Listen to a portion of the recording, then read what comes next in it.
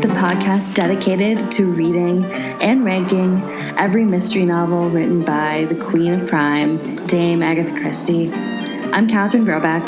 And I'm Kemper Donovan. And this week we are tackling another Miss Marple short story, The Thumb Mark of St. Peter.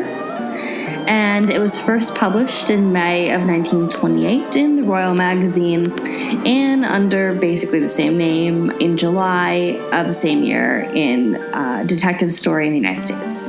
I guess when you have a title like The Thumb Mark of St. Peter, you don't need to retitle it in the U.S., unlike the rest of the stories in this collection. Well, I mean, if you could tell me off the bat what the thumb mark of St. Peter meant, I guess you had more knowledge than me going into this. You know, Christie herself in her autobiography did mention that this was a particularly ridiculous title. Yeah, it's not really her strongest work. I wouldn't call it catchy by any means. However, no, memorable but not catchy. Indeed. Let's get to the victim. Other than all of us, because we have to suffer in this story through the engagement of one Raymond West and one Joyce Lampriere. True love will follow you forever. Yes. Come on, young lovers. It's so beautiful. I know. Marriage, that blessed arrangement, that dream within a dream. Tragically awful people connecting together. Man and wife, say man and wife. It's lovely. This is also, I'd like to point out, this is the source of a major continuity error in the Christieverse, which is that when we next meet up with Raymond West and his wife, her name will be Joan. Well, but maybe Joyce proved herself to be as garbage of a person as Raymond himself. Maybe Joyce got free before she left him at the altar. Have you the wing? Here comes my Wesley now. Transit the portcullis. She pulled a runner. I like that, actually. That can be our theory, that Joan, It was a runaway there's this bride. whole story that's never told. Yeah, it's a runaway bride situation. Joyce she went back to Rattle. Indeed. AKA To paint. Rattle. Yeah. She went back to Rattle to continue her Cornish sea paintings and realized that Raymond West should just be left alone. Okay, so our true victim here, the murder victim, is Mr. Jeffrey Denman. And that is the violent-tempered husband of Miss Marple's niece, Mabel. And unfortunately for Mabel, Mr. Denman came from a family of violently insane people. More on that soon, in just a little bit. And As one does. He dies of what appears to be, and this is not the first time we're coming across this in a Christie story, and I suspect won't be the last, ptomaine poisoning. Always a favorite. I mean, with Christie. guys, just be really careful of your canned food. The bulging cans. The number of times I've had to think about this bulging story, cans. It's not bulging cans. It's apparently tainted mushrooms. So we wild mushrooms. Yes. Yep. So the theory goes. So let's talk about our suspects. So suspect number one is Mabel Denman, who is his put upon, meek, apparently kind of hysterical wife. So this is Miss Marple's niece, and I guess her entire town assumes that she murdered her husband. Right, because he's so awful. By the way, I don't know if I would describe her as meek. I actually think she's super annoying and hysterical all the time. Right. I think Miss Marple implies she's really shrill. There's a lot of shade thrown at poor Mabel from Miss Marple. Yeah, Miss Marple does not appear to particularly care for her niece. Let's just put it that way. No. We learn a lot about the hardness of Miss Marple in the story. Indeed. I did think it was a little odd that Mabel, being Miss Marple's niece, seems to be totally unknown to Miss Marple's nephew, Raymond West. Lest we ever forget that Raymond West is among the audience in these stories. So obviously she can't be his sister, but she has to at least be his cousin, although I guess it could be by marriage, and it's perfectly reasonable for cousins not to necessarily know about each other. So fine on that score.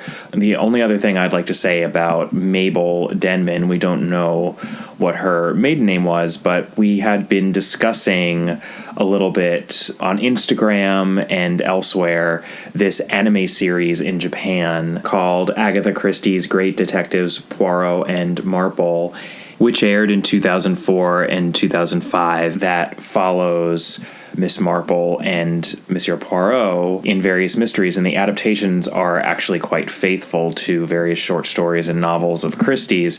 The only major addition to the anime series is a character named Mabel West, who is the daughter to Raymond West in this world, who acts as Monsieur Poirot's assistant for the Poirot cases, and then is Miss Marple's great niece, so that she can sort of assist Miss Marple in her cases. And as far as I know, there's not any Poirot-Marple crossover, but the character of Mabel West appears in every episode of that series. So I wonder if the creators of that series read this story and figured, well, Mabel is at least a name within the West family, and that's why they chose it. As far as we can tell, this specific story, The Thumb Mark of St. Peter, was not adapted within that series, though many of the stories within the Tuesday Night Club were adapted. For example, Ingots of Gold, which we already covered, as well as Motive versus Opportunity. There are also a number of Poirot stories that we've covered, such as The Disappearance of Mr. Davenheim,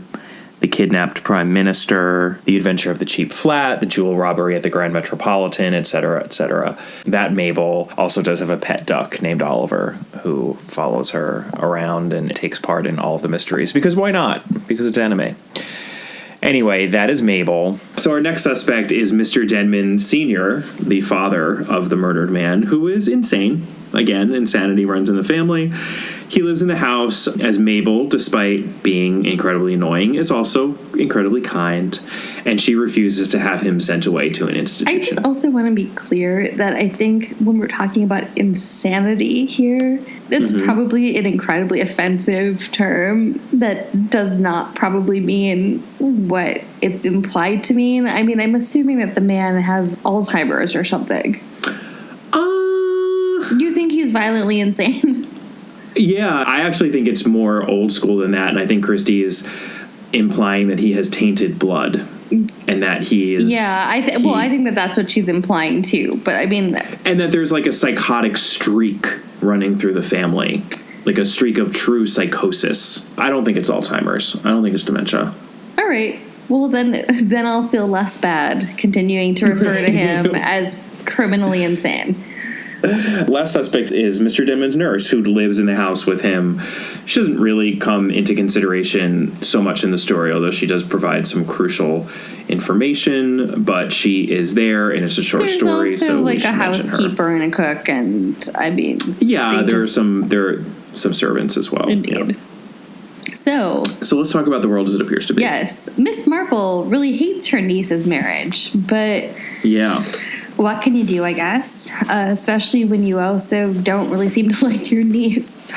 So, Jane, keeps her distance. I underlined a few lines that, as she's narrating the story, that I just thought were really funny statements of her. She just makes a lot of statements of personality, and she says, as a matter of fact, I'm not very fond of staying in other people's houses. And I was like, I kind of feel you on that, Jane. I feel her on that, too. Yeah, so she sort of like kept on declining invitations to Mabel and her unpleasant husband's abode. Right, but then Geoffrey dies very suddenly. And so Jane, being the ultimate busybody, sends her condolences and offers to come and stay, but Mabel's all like, no, you didn't come before. Then, not long thereafter, Mabel suddenly is begging Miss Marple to come and stay. Yeah, she writes begging for help, and Miss Marple knows that something is weird, something's up. So, of course, being the busybody that she is, she speeds right along to her niece's place. Well, not before putting all of her valuable silver in the bank vault. Yeah, as she puts it, I put Clara on board wages. That's her maid. I sent the plate in the King Charles tankard to the bank, and I went off at once. I love that. I know, it's a great detail. But so she goes and stays with Mabel, and so she basically chides Mabel for having been apparently such an annoying, awful person that she alienated everybody in the town. And then it turns out that weepy Mabel is like, well, no, I didn't do it. Like, they won't talk to me. And right, Mabel is just a total mess, right? Perhaps one could say even a hot mess. She's just hysterical and nervous and way beyond as annoying as I think she was in Miss Marple's previous knowledge of her. But it takes a while for her to get that information out that, the reason why I don't see anyone and I'm in such a state is that the entire town thinks I murdered my husband. Right. And so Miss Marple's like, oh, okay, well, yeah, that makes sense. And then Miss Marple is like, so why are you lying to me now? What aren't you telling me? Right. And so Mabel's like, and it's very dithering, etc. Because the thing that this is so upsetting and macabre, the thing that Mabel has to admit to is that Mabel went to the chemist in town to purchase a boatload of arsenic to kill herself. Right. Then the chemist told everybody in town that she did so. Yeah, that she bought all this arsenic. And by the way, Miss Marple was so perturbed as she was getting this information that she dropped 2 stitches of a comforter that she was making for old Mrs. Hay. And she didn't discover it until long after, which means, what I think that means? It's kind of implied she didn't correct them. No, there's a hole in the blanket. Stitches. So who's the victim of the story? Old Mrs. Hay, actually. It's a definite possibility. That blanket is subpar, and Miss Marple generally does not make subpar knitted. It's also noteworthy that Miss Marple's, her opinion of the tragedy of this seems more directed towards those dropped stitches than towards Mr. Denham or her niece. Yeah. Is this part of your dark Marple theory that she's sort of a sociopath? Yeah, for sure. Yeah. Anywhere that I can figure out a way to put it in. Sure. So Miss Marple's like, well, you know what? I'm on it. We need to get to the bottom of this, so we've got to exhume the body. and poor Mabel, by the way. Mabel's like, oh, but do we really want to disturb the dead? And she's like, shut it, Mabel. Will you, with your sentimentality, bring up the body? I know, and she just does it so easily, too. It's like, it seems like Miss Marple has an amazing amount of judicial power.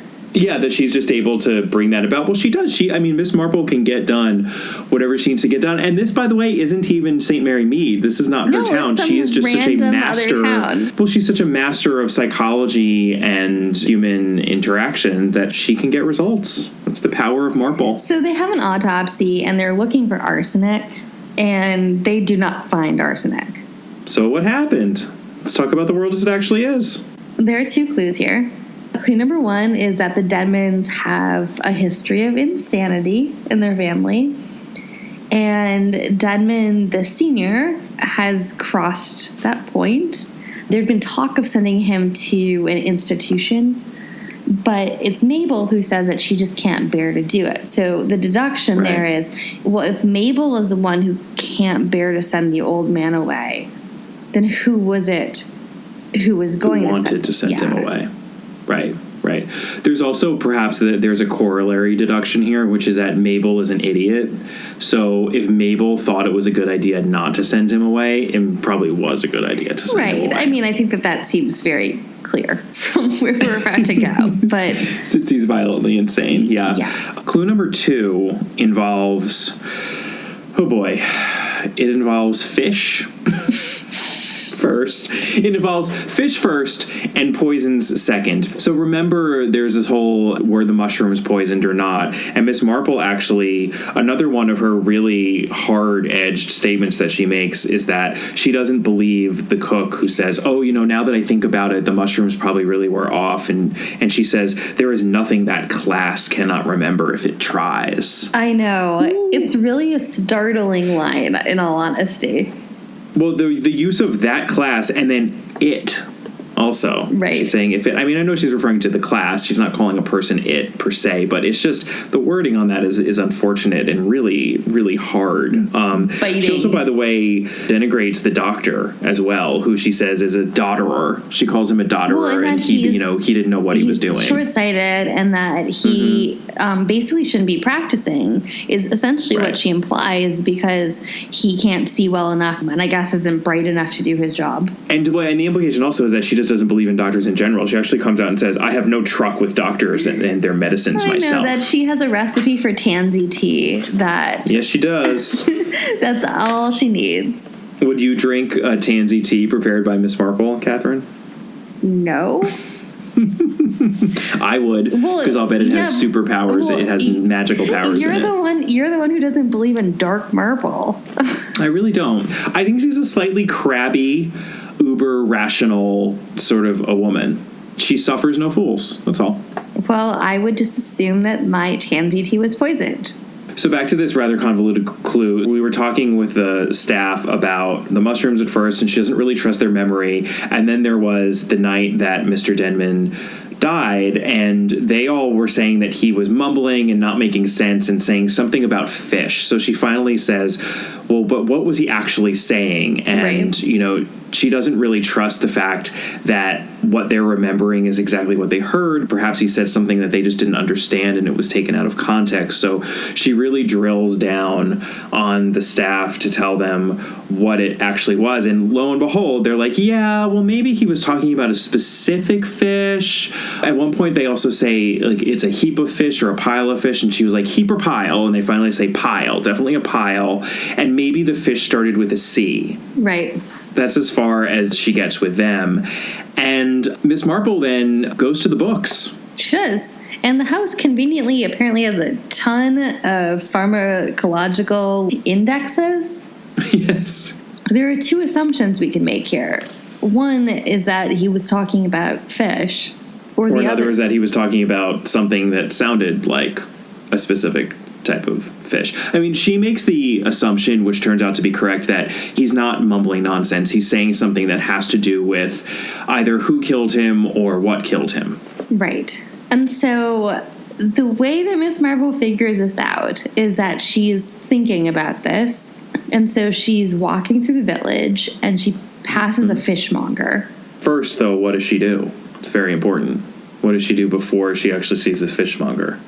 She says a little prayer. The moment I wake up, before I put on my makeup, I say a little prayer for you. Right. Here's what she says. Now, I dare say you modern young people will laugh, but when I am in really bad trouble, I always say a little prayer to me.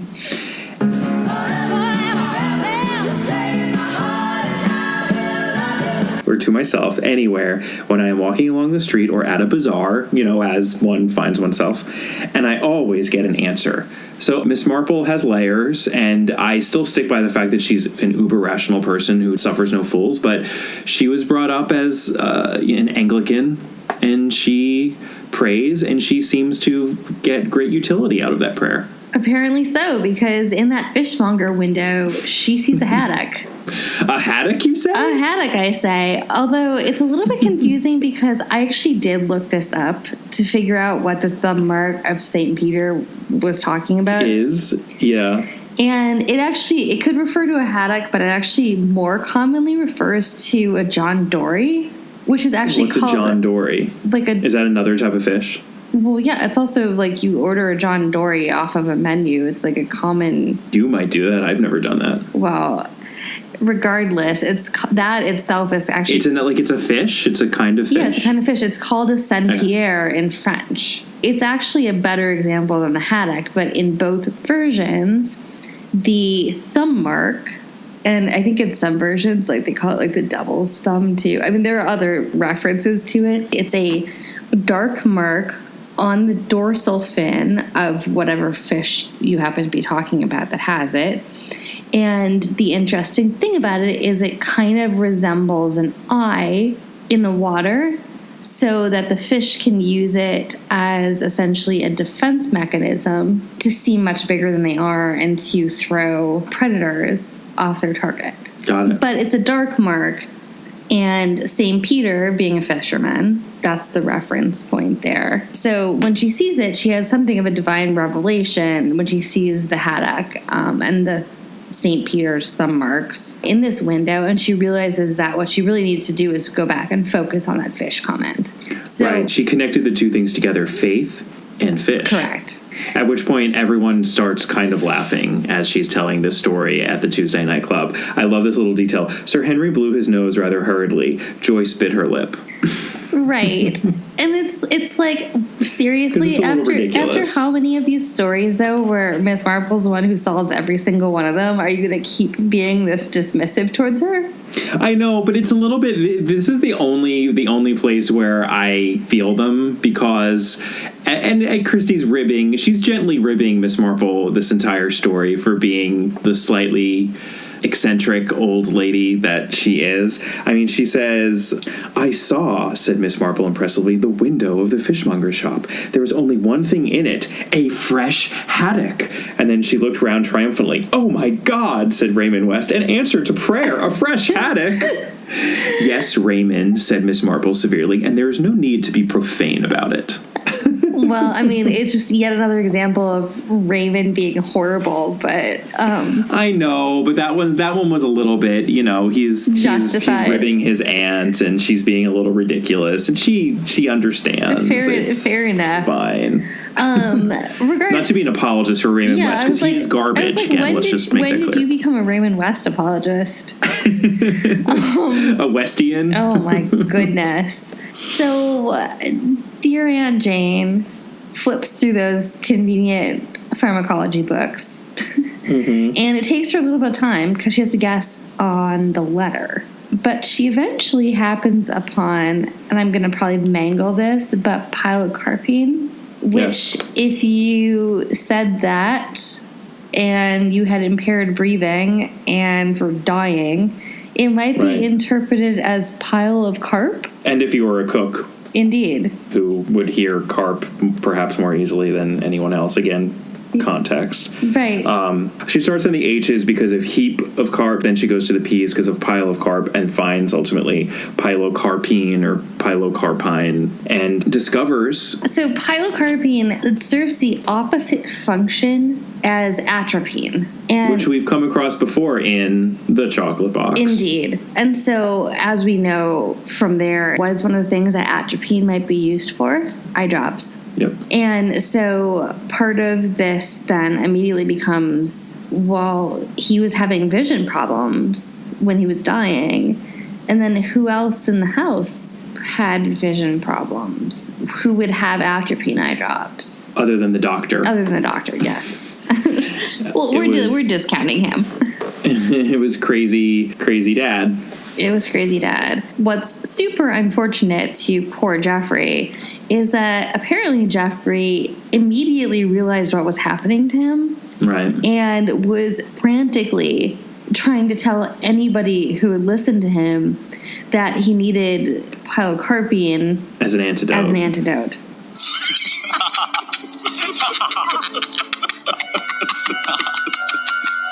What's that? Antidote. To what? The poison you just drank.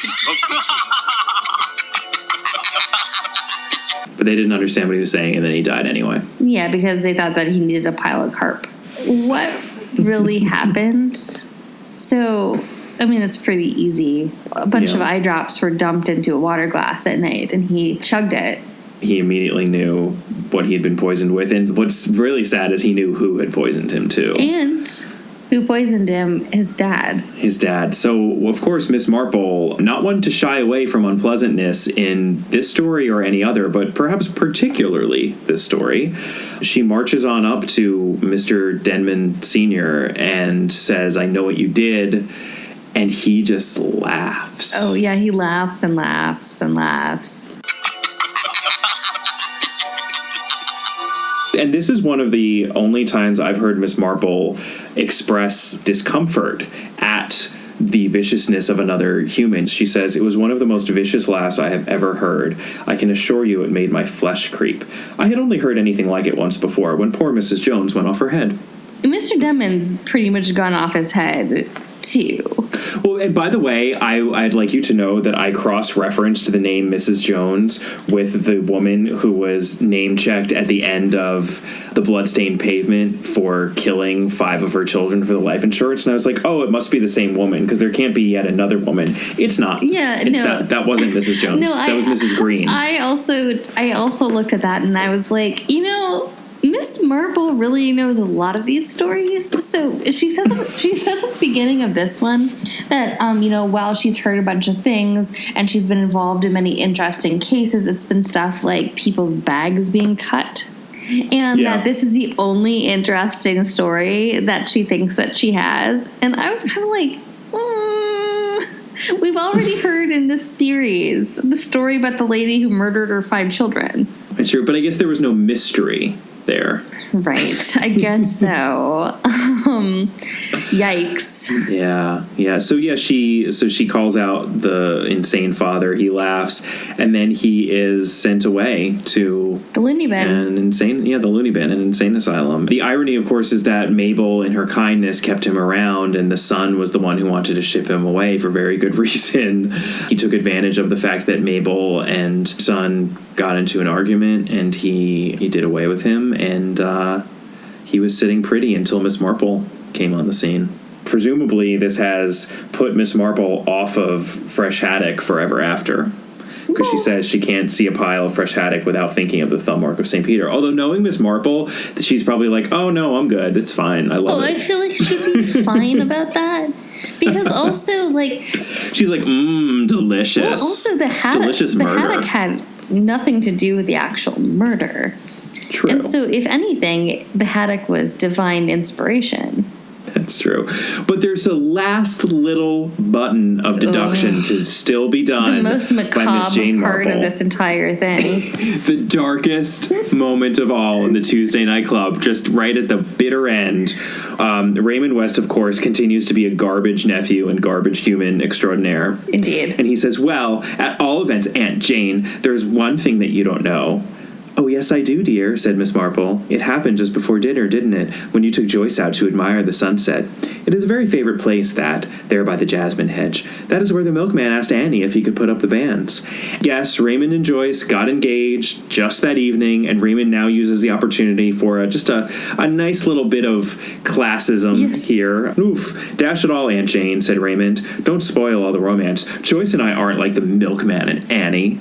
That is where you make a mistake, dear, said Miss Marple. Everybody is very much alike, really. But fortunately, perhaps, they don't realize it. Boom, the end. Tuesday Night Club, out! Can you imagine what his proposal would have been like? Believe me, my dear Miss Elizabeth, that your modesty adds to your other perfections. But you can hardly doubt the object of my discourse, however your feminine delicacy may lead you to dissemble. For almost as soon as I entered the house, I singled you out as the companion of my future life. Nothing remains but to assure you in the most animated language of the violence of my affections. He probably didn't even get a good ring. Because she's not wearing one, otherwise Miss Marple would have noticed that. That's true, although she did call her Dear Aunt Jane at the beginning of this story. And she did. And she was like, oh, tee-hee-hee. I don't know why I did that. And Miss Marple's like, don't you? She really does stare Joyce down and be like, you don't know why you're calling me that? Are you serious? So this actually brings us to an end of the Tuesday Night Club specifically. In a lot of collections, there are actually 13 stories. It was collected in the U.S. as the 13 Problems because then there's another whole set of short stories as well. Because some of these lovely people come back again. Oh, yes. Sir Henry Clithering certainly does. Yep. We will get to them eventually, but that is an end to the Tuesday Night Club proper. I will actually say, though, that I do think it's curious. We mentioned this once before, that it's so interesting that mid-aughts Agatha Christie's Marple series chose to adapt non-Miss Marple stories when they ran out of Miss Marple novels, even though they had all these short stories. And I do understand a lot of these short stories are not super easily adaptable, especially given the odd narrative structure. It's Miss Marple listening to them and not actually taking part of them. But this one is a Miss Marple story. I mean, this one seems to me eminently adaptable. It really does. I mean, I guess the only qualm they might have had is, how do you introduce a Tuesday Night Club when you haven't done any of the other ones? I think you could just adapt this one as a straight up Miss Marple's niece is in trouble and she goes and, we will eventually get to one of the other short stories within the larger 13 Problems collection. It's called The Blue Geranium, and that one was adapted in Agatha Christie's Marple. I just don't understand why they didn't adapt The Thumb Mark of St. Peter. They should have. Rather than doing The Secret of Chimneys, for example. Right. I mean, that's a really valid question. I have no idea. Yeah. If you have an idea, dear listener, please do let us know. We would love to hear from you.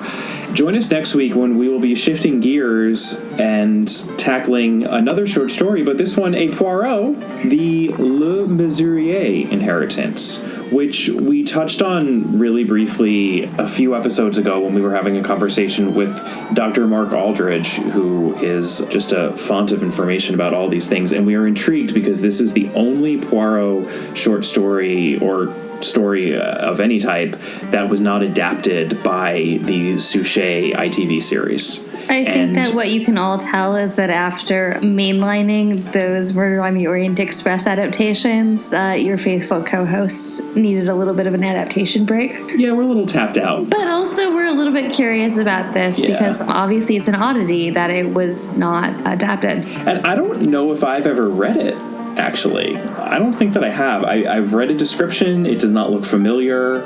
I'm intrigued. Sometimes I just don't remember, and then halfway through, I remember that I read it, but we'll find out. And best news yet, it will not involve Raymond West. No Raymond West in this story. There should be a Raymond West Poirot crossover. Oh, no, there should not be. That's a terrible idea. Take it back. They might actually be friends. Who knows? Oh, no. I wonder if Raymond West and Ariadne Oliver ever went to the same, book fairs together as celebrated authors. They would hate each other, though. They would hate each other.